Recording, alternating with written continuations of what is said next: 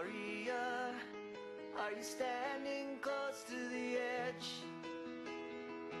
Look out of the setting sun, brink of your vision.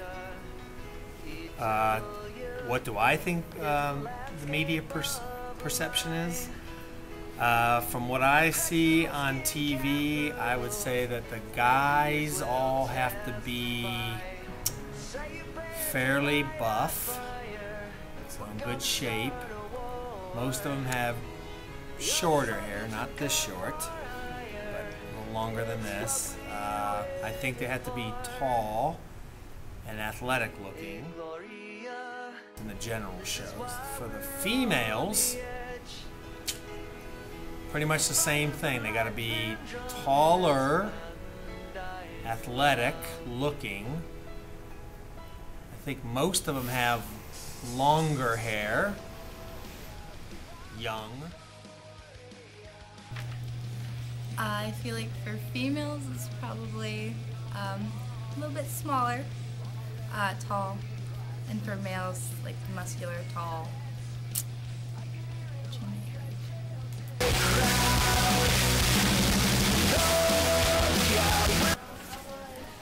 Yes, I think the media does impact how we as a society feel about weight and body image. I mean, just watching TV for one afternoon can show you, I don't know, at least 5 or 10 commercials for weight loss programs or weight loss tools or magic diet pills that will help you lose weight.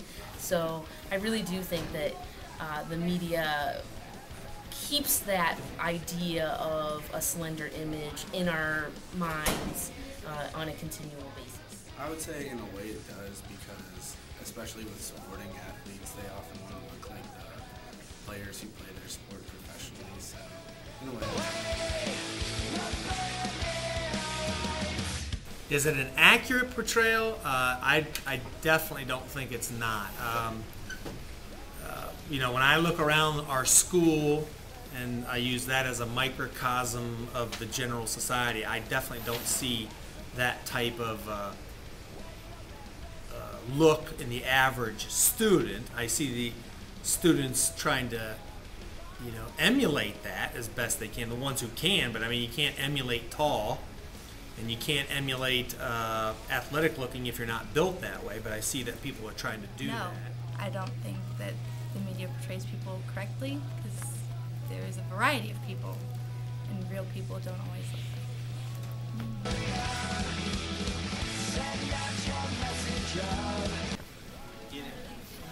Sure, the media affects how I view myself and other people's bodies. I'd like to think that I am not subjected to that, but I'm no different than anyone else in that you know, shopping for clothes or looking through a magazine or looking on TV, like the definite knowledge of where I stand concerning being bigger or smaller than the people I am around. It really has been driven into our minds since we were young, what the ideal body type is and whether or not you fit that standard. I would say in a way it does, because especially with sporting athletes, they often want to look like the players who play their sport professionally, so in a way I'd say yeah. Yeah, as far as my own comfort level, I think we've, in our society, we're way skewed towards the athletic end of things.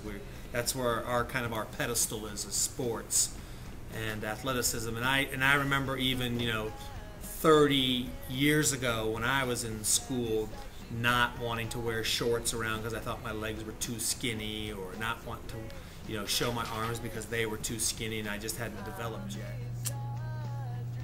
Not necessarily because of the media. Other people, yeah, but not because of the media.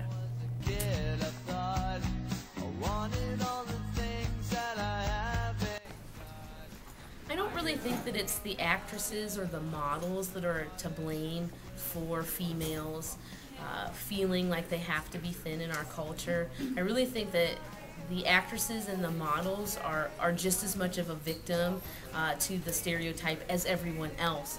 I mean, they're just doing what society expects of them, in order to get a job in modeling or acting.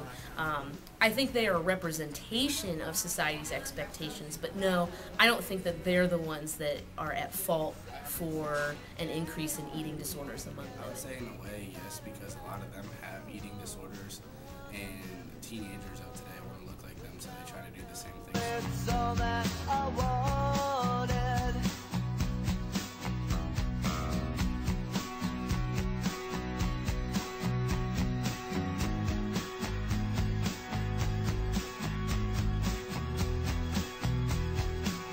I guess what I see, my overall message that I get from the media is that we're more concerned with the outside of the package than we are with the inside of the package.